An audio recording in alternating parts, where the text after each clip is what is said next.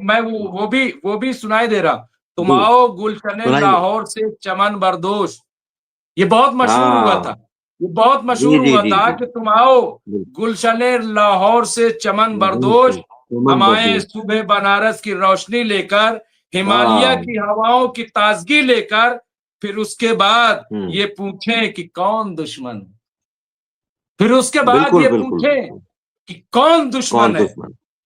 तो ये हम्म। वही चीज देखिए, वही मैंने कहा कि हिंदुस्तान ताकत रखने के बावजूद, हिंदुस्तान बड़ा होने के बावजूद, हिंदुस्तान ये सब के बावजूद हिंदुस्तान जालिम नहीं बना दूसरों की तरह। हम्म। हिंदुस्तान जो है वो लूट घसोट करने वाला नहीं बना। भाई क्या वजह थी कि इमाम हुसैन ने इसमें कहा कि इसमें मुझे नहीं, हिंदुस्तान इसमें जाने दो। डॉक्टर साहब हूँ। ये बात हाँ बदल नहीं जाएगी, इसमें, देखिए टॉपिक बदल नहीं बात जाएगा नहीं बिल्कुल, तो बदलेगी। इस पे हम लोग इसमें बहुत देर नहीं, तक बात टॉपिक कर नहीं सकते हैं। बदलेगा, सुनिए। नहीं नहीं, सुनिए सुनिए। इसमें इसमें ये बात भी याद आती है कि अहमद फराज ने भी कुछ इस तरह की शायरी की थी। आपके पास तो पूरा खजाना है शायरी का, आप कभी भी निकाल देते हैं उसको और सुना देते हैं। ये बहुत बड़ी कला है। उन्होंने कुछ ये भी कहा था अहमद अहमद फराज ने, दुश्मन के ताल्लुक से, कि तू हमेशा दशना ही लहराता रहा, तलवार लहराता रहा। आ कभी आ कभी मुझसे गले मिलके देख। ये कुछ ऐसा तो ये है हमारे इंडिया में ये चीज। नहीं नहीं, ये अहमद फराज जो है वो पाकिस्तान के शायर और हिंदुस्तान में बहुत मकबूल थे। उनको फैज अहमद फैज दूसरा माना जाता था। बहुत अच्छे लबो लहजे लहजे के शायर थे और मैंने उनको बराह रास्त सुना है गालिब इंस्टीट्यूट के आलमी मुशायरे में, और उनको लोग बहुत पसंद करते थे, बहुत प्यार करते थे। तो खैर चलिए, शेर व शायरी फिर हो जाएगी। राशिद साहब ने इतना टाइम दिया है तो वो, हालांकि वो भी बहुत अच्छे शेर कहते हैं। राशिद रिजवी साहब बहुत छुपे हुए जिसको कह लीजिए, फेसबुक जो लोग पढ़ते हैं ना, तो वो राशिद रिजवी साहब के बड़े तंजिया भी शेर सुनते, मतलब पढ़ने को मिलते हैं, और कभी कभी बड़े रोमांटिक भी, ऐसा नहीं है। तो राशिद रिजवी साहब जो है उनको अभी लुत्फ आ रहा है, लेकिन चूंकि इस वक्त हम लोग एक बड़ी, हालांकि ये भी बहुत संजीदा गुफ्तगू, ऐसा नहीं है। लेकिन राशिद रिजवी साहब, फिर मैं पलट के आ रहा हूं कि जिसकी तरफ हमने बात की थी, सेकेंड राउंड की जो बातचीत है, क्या लग रहा है, क्या नतीजा निकलेगा? आपने कहा कि जवाब ईरान ने दिया, ईरान जवाब दे रहा है, इसमें कोई दो राय है नहीं। लेकिन इजराइल का क्या होगा? मुझे तो बड़ा लग रहा है कि इसमें इजराइल अब कहां स्टैंड कर रहा है। इजराइल तो चूचू का मुरब्बा बन गया भाई।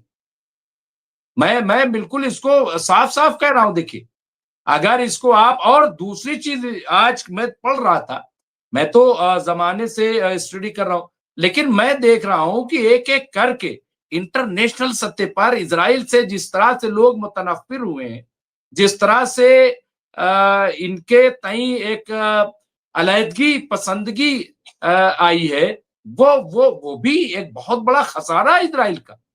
अब मोसाद पकड़े जा रहे हैं।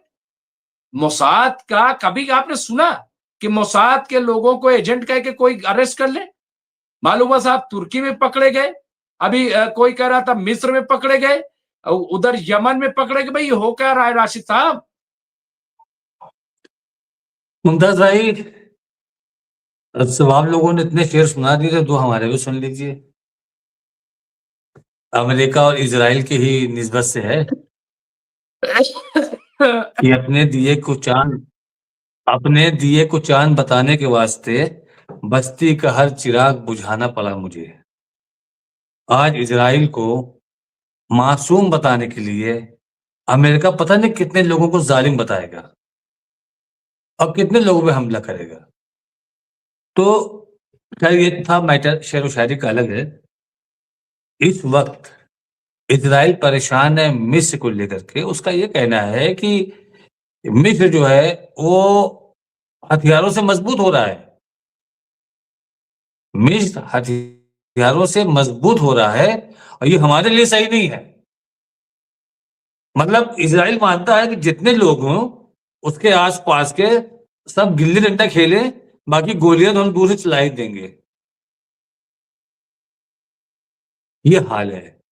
तो मुमताज भाई, अभी आज बहरीन की डील हुई है फ्रांस से। अब देखिए बहरीन भी हथियार खरीद रहा है फ्रांस से। अब अगर यूरोप कंट्रीज अरब कंट्रियों में हथियार बेचने की होड़ लगा देंगी तो ये जो डोनाल्ड ट्रंप का जो मुजस्समा है ना, ये टूट जाएगा। डोनाल्ड ट्रंप को ये पसंद नहीं है कि हथियार हमारे अलावा यूरोप कंट्री वाले भेजे मिडिल ईस्ट में, क्योंकि मिडिल ईस्ट में अमेरिका कोई ऐसा हथियार नहीं बेचता है, नहीं देता है जो इजराइल के लिए नुकसानदेह हो। लेकिन ये चीज फ्रांस वगैरह नहीं दिखेंगे। आपके ब्रिटेन भी परेशान है हथियार बेचने की होड़ के लिए, वो भी परेशान लगे हुए हैं। अभी नाम 2-4 दिन में आ जाएगा कि किस कंट्री से उनकी बात चल रही है। अभी नाम बहुत 100% हम श्योर नहीं है, तो इसलिए हम अभी नाम नहीं ले सकते उनका।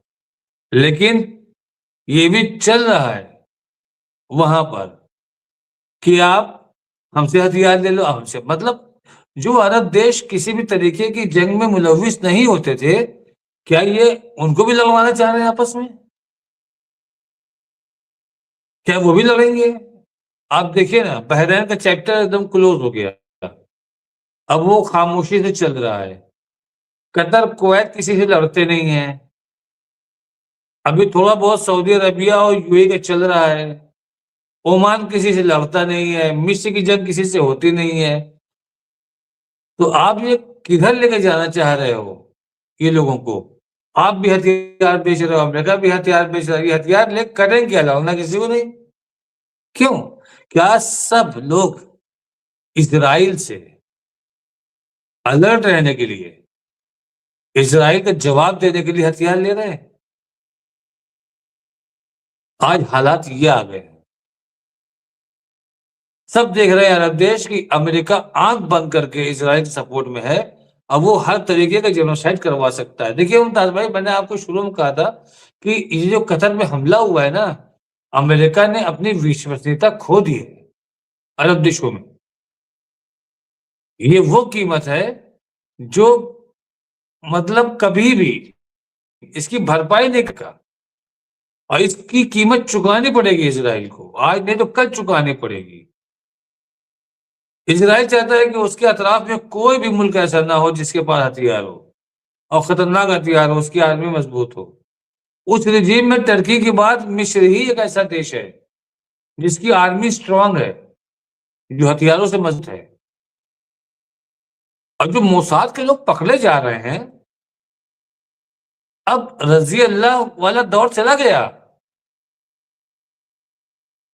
क्या अब हमारे लिए आली जनाब है? अब सबको अलर्ट हो रहा है। हमने देखा था कुछ चैनल वाले, जैसे कि उन लोग अपना शगुफा बढ़ा करते हैं कि ईरान ने तेल अवीव से अपने आप को ओमान इसलिए शिफ्ट किया कि तेल अवीव में मोसाद के एजेंट से वहां के विदेश मंत्री की जान का खतरा था। लेकिन उन्होंने इस चीज को एनालाइज नहीं किया। सारी मिसाइलें इजराइल की तरफ हैं। अगर मोसाद के किसी भी हमले से अब्बास अराची घायल भी हो जाते तो अमेरिका ये ईरानी फिक्र नहीं करता कि अमेरिका कौन सा लंगर लेके खड़ा है। ईरान इजराइल को तहस नहस कर देता। वो न्यूज वाले नहीं समझते, डीपली जाते नहीं है, हवा में उड़ाई सोचते हैं। जो वेस्टर्न मीडिया ने डाल दिया उसको लेके अपने तरफ से नमक मिर्चा मसाला डाल करके चाट बना के पब्लिक के सामने पेश कर दिया। पब्लिक को अपना दिमाग लगाना नहीं है कि जो ईरान ने अपनी सारी मिसाइलें तान के रखी इजराइल की तरफ। अगर आपके तेल अवीव में, सॉरी टर्की में, इस्तांबुल में उनके विदेश मंत्री के ऊपर कोई हमला करता मोसाद, तो बहुत बड़ा खामियाजा भुगतना पड़ता उसका इजराइल को। हमने आपसे जो बात शुरू से रखी थी वो बात अब्बास अराची ने खुद अपने मुंह से कही। आज भी वो सीधे ओमान से कतर गए।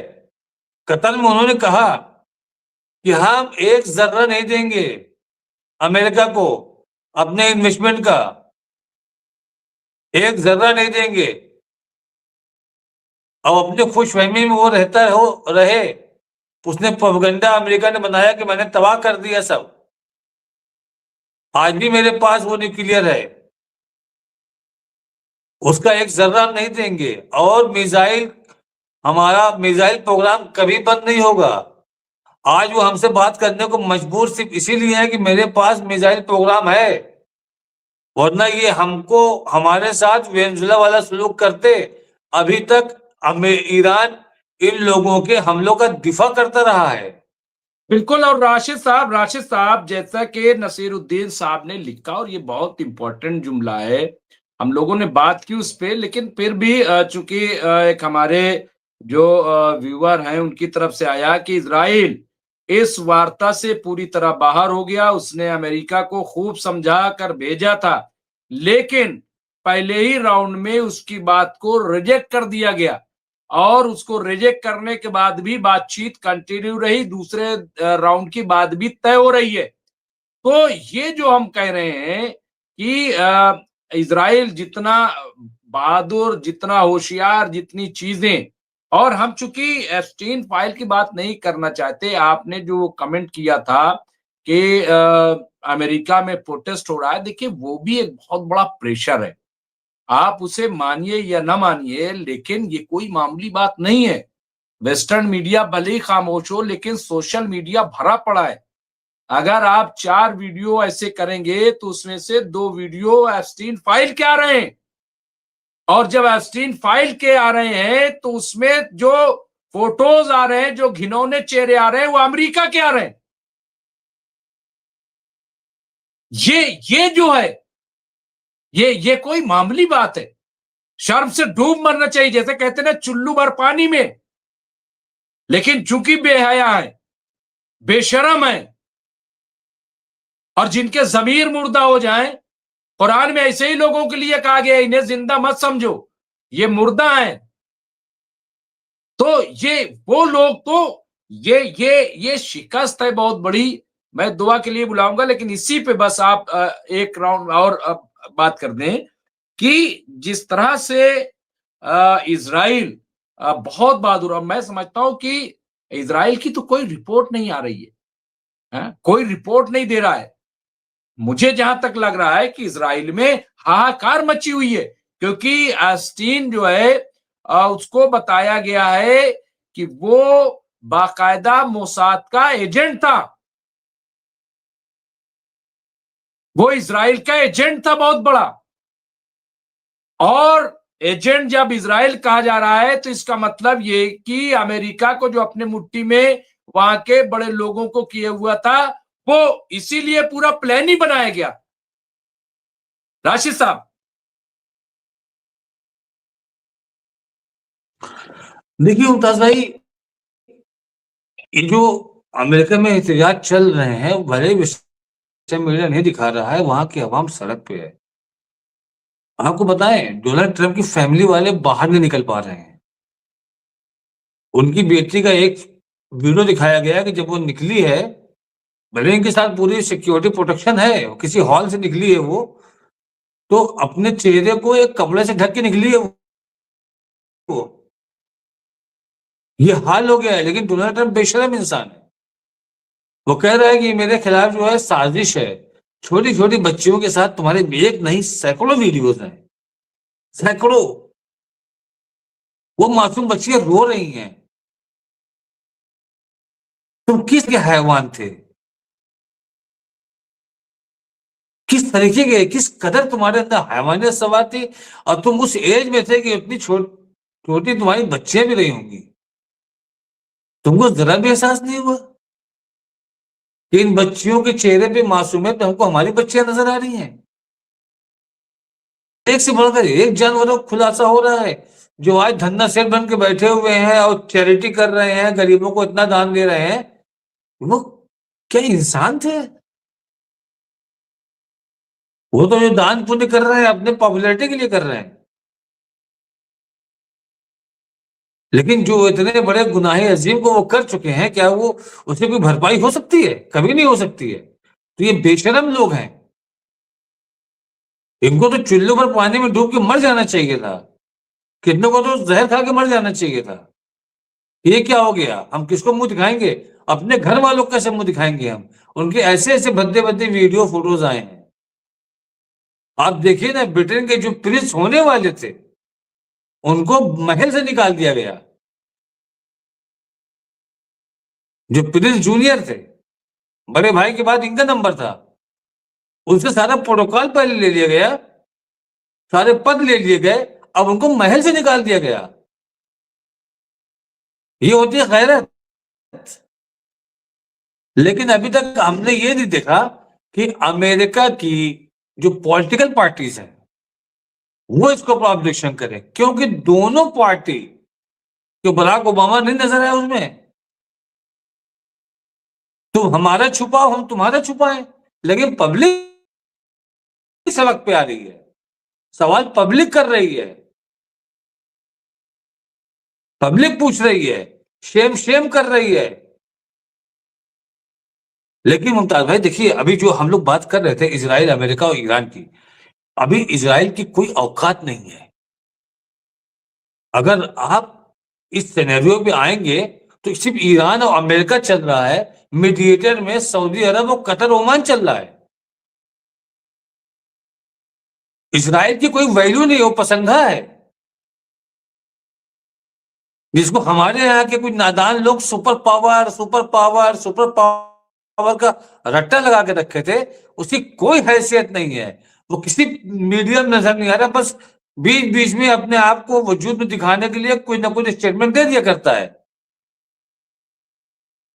आज भी डोनाल्ड ट्रंप ने जो फिलिस्तीन में करीब 8 से 10 लोग को पकड़ करके अपने बिजनेसमैन दोस्त के प्राइवेट चार्टर्ड प्लेन से भेज दिया है फिलिस्तीन वापस, कि घुसपैठी है ये, हाथों में हथकड़ी डाल करके। एक तरफ तुम कहते हो कि गाजा में गलत हुआ, दूसरी तरफ कहते ईरान गलत कर रहा है, अब तुम क्या कर रहे हो? ये पूरा गाजा हड़पना चाह रहा है। इजराइल की इनकी पूरी प्लानिंग है। जो येलो लाइन बनाई गई है मुमताज भाई, मैंने आपसे कहा था, बहुत पहले भी कहा था, आज भी कहते हैं, थर्ड वर्ल्ड वॉर की लाइन है वो।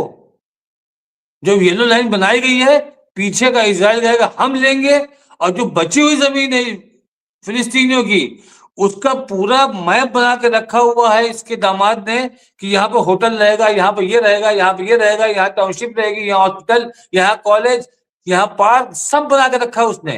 तो ये सब कब्जा करने की प्लानिंग पहले से तय हो गई थी। तो मुमताज भाई, आज की डेट में अगर आप ये सोचें कि चीजें बहुत आराम से सॉल्व हो जाएगी, तो सॉल्व नहीं होने वाली। ईरान चाहता है कि अमेरिका हमला करे, एक हमला तो करे, वो एक हमले के इंतजार में है, वो एक हमला करे, फिर हम दिखाएं गाजा पे, क्योंकि वो जानता है कि कमजोर नस गाजा और इजराइल है अमेरिका की। और अगर हमने यहां पर इजराइल को डिस्ट्रॉय कर दिया तो अमेरिका अपने आप मिडिल ईस्ट से खत्म हो जाएगा। वो उसकी एक ब्रांच है अमेरिका की। जैसी गुंडई वो करता है अमेरिका, जैसी तानाशाही अमेरिका करता है, उसी तरह ये भी कर रहा है।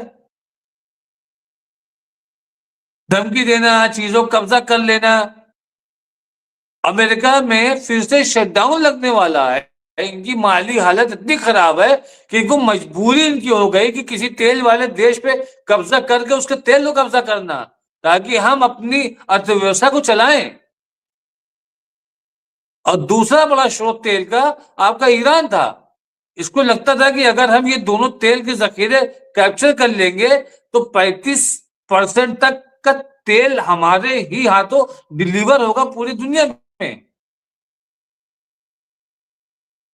रिजीम चेंज करना उसका इंटेंशन नहीं है। कल्लू खामनाई साहब बोल दे कि ये तेल तुम्हारा, डोनाल्ड ट्रंप गोद में लेके चलेगा। बिल्कुल। चूंकि हमारा टाइम बहुत ज्यादा हो गया और 30 मिनट के लिए आए थे, लेकिन 350 लोग जुड़े हैं, हिल नहीं रहे हैं। एक सनसनीखेज खुलासा जयदीप सिंह बुंदेला साहब ने कहा, नेतन्याहू के सुरक्षा दल ने प्रमुख आर्मी ड्रोर ने अपने घर के अंदर बेंजामिन नेतन्याहू पर उनके बेटे यायर नेतन्याहू द्वारा किए गए वास्तविक शारीरिक हमले के बारे में बताया कि झगड़े को शांत करने के लिए सुरक्षा हस्तक्षेप आवश्यक था और घटना के तुरंत बाद यायर नेतन्याहू को जबरन अमेरिका के मियामी भेज दिया गया था। उस अधिकारी ने इस घटना को पर्दे के पीछे नेतन्याहू परिवार के अनैतिक व्यवहार के स्वरूप को प्रतिबंधित बताया है। तो बहरहाल ये देखिए, जो जैसा करेगा वो वैसा भरेगा, और ये बिल्कुल सही है। बहरहाल मैं आखिर में यही कहूंगा, बहुत रात हो गई, लोग और बढ़ते ही जा रहे हैं कम होने के बजाय, यानी 353 यानी लोग आते ही जा रहे हैं। लेकिन अब चूंकि मैं वाइंड अप करूंगा, और मैं चाहूंगा फिरोज अहमद बख्श साहब दुआ करा दें। अब मैं उनसे माफी भी चाहता हूँ, वो 30 मिनट के लिए आए थे, लेकिन पता नहीं क्या रहता है चैनल पे, क्या है, जादू है, चिंबक है, क्या है, तो ना तो व्यूवर इसमें से भागते हैं, ना तो गेस्ट जो है जाने के लिए। तो बहरहाल, और राशिद साहब तो फिर से तैयार होकर के आए इतनी रात में। मैं उनका शुक्रगुजार हूँ, माफी चाहता हूँ, लेकिन भाई है मेरे। तो दुआ करा दीजिए फिरोज साहब।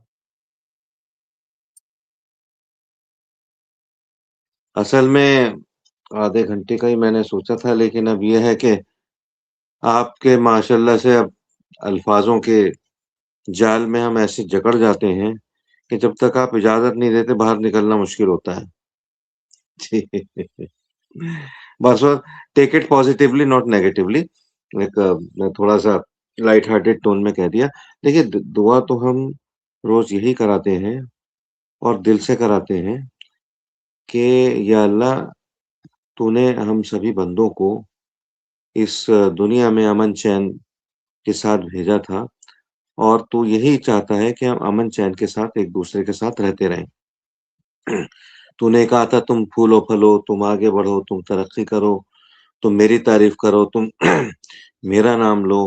और जिस तरह जितने भी यहाँ पे लड़ाई है, फसाद है, झगड़े हैं, इस तरह की जो भी चीजें हैं, उनसे परहेज करो। तो हम तो कोशिश ही करते हैं हर दर्जे, जिस तरह जो भी परहेज हम कर सकते हैं, नेगेटिव जो चीजें हैं उनसे करें।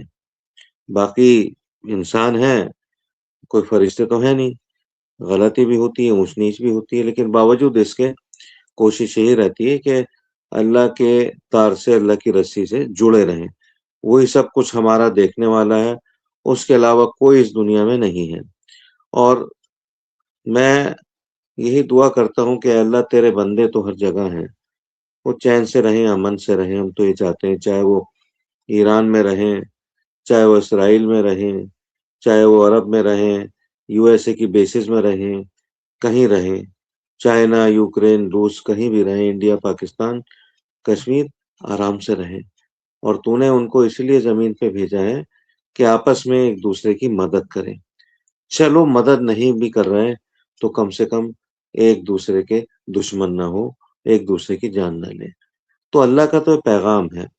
अब ये बदकिस्मती है कि अगर उसको कुछ लोग नहीं समझ पा रहे हैं, तो हो सकता है कि कुछ गुडविल आए। तो मैं चाहता हूँ ये गुडविल तमाम दुनिया में, कि भाई अल्लाह से जुड़े रहें, अमन और चैन की बात करें, किसी को नुकसान पहुंचाने की, किसी की जान लेने की बात ना करें, चाहे वो कहीं से भी हो। तो मैं इन्हीं अल्फाज के साथ मैं आपसे दुआ के साथ मैं इजाज़त लेना चाहूँगा कि अल्लाह हमारी दुआएँ जो हैं कबूल करें, और ये लड़ाई के जो बादल छाए हुए हैं, बस इनसे महफूज़ रखें दुनिया के हर बाशिंदे को। आमीन। बिल्कुल, और यही चीज है, देखिए, यही मकसद है कि हमने शेर कहा था कि जिंदगी जैसे ही इंसान में ढल जाएगी, जिंदगी जैसे ही इंसान में ढल जाएगी, ये जो नफरत है मोहब्बत में बदल जाएगी। जिंदा रहता है जमाने में अमल और किरदार, रूह का क्या है किसी वक्त निकल जाएगी। बेशक, बेशक। तो यही यही जिंदगी का हासिल है। बहुत बहुत शुक्रिया दोनों हजरात का। और मैंने अभी जब नसीरुद्दीन साहब ने कहा कि साहब कुछ देर और चलाइए, तो मैंने कहा लोग बहुत नाराज होंगे, और हमें ये दुनिया का वाहिद चैनल होगा जो 1 बजे रात में लाइव डिबेट की शक्ल में कर रहा है, दुनिया का वाहिद होगा। आप तमाम टीवी चैनलों खोल लीजिए तो, और इतने लोग देख रहे हैं, बड़े बड़े चैनल पे आप देखिए 50 व्यूअर होंगे अभी वाचिंग वाले, अगर चल भी रहा होगा तो लेकिन मैं शुक्रगुजार हूँ तमाम अपने लोगों का और दोनों मेहमानों का, राशिद रिजवी साहब का और फिरोज बख्श साहब का, कि आप लोगों ने इतना वक्त दिया। बहुत बहुत शुक्रिया। शब खैर। जय भीम, जय भारत, जय संविधान। Good night.